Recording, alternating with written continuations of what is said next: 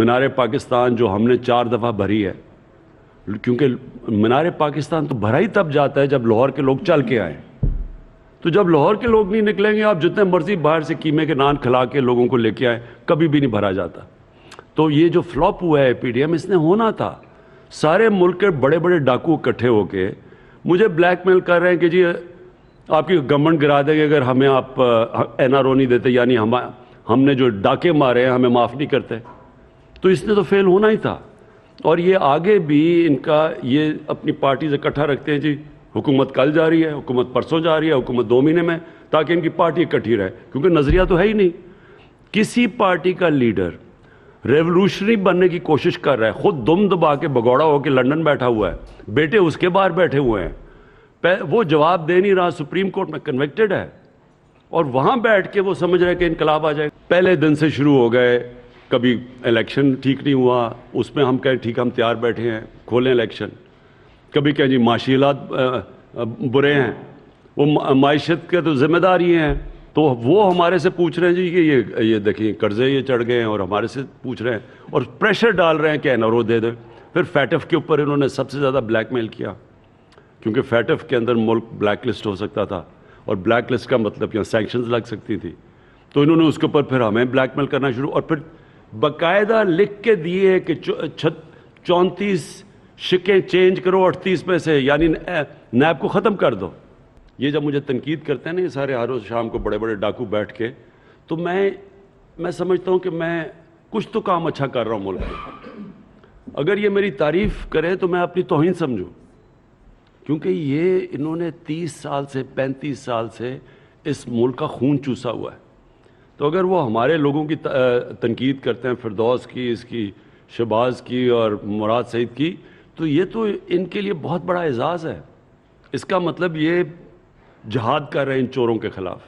यही है क्या इसकी वाकई अपनी थी, या इसने गवर्नमेंट की ज़मीन के ऊपर नाजायज़ कब्ज़ा किया हुआ था? क्योंकि वो तो सब कुछ कागजात में है, रजिस्ट्री, लैंड रजिस्ट्री के अंदर वाज़ेह लिखा हुआ है कि इसकी ज़मीन ही नहीं थी जो पकड़ी हुई है। 1.25 अरब रुपए की ज़मीन, यानी 130 करोड़ रुपए की ज़मीन के ऊपर इसने कब्ज़ा किया हुआ था। और वो मुल्क की जो अपने आप को फ्यूचर लीडर कहती है, और एक करप्ट आदमी जो कि मुल्क से फरार हुआ हुआ पैसे चोरी करके, उसकी बेटी उसकी हिमायत कर रही है, जिसने 1.25 अरब रुपए की गवर्नमेंट ज़मीन के ऊपर कब्ज़ा किया हुआ था। जो अकाउंट्स हैं पॉलिटिकल पार्टीज़ के, मुझे बड़ी खुशी हुई है कि इन्होंने ये उठा दिया है। अब हम चाहेंगे कि ये अपने मंतकी अंजाम तक पहुँचे।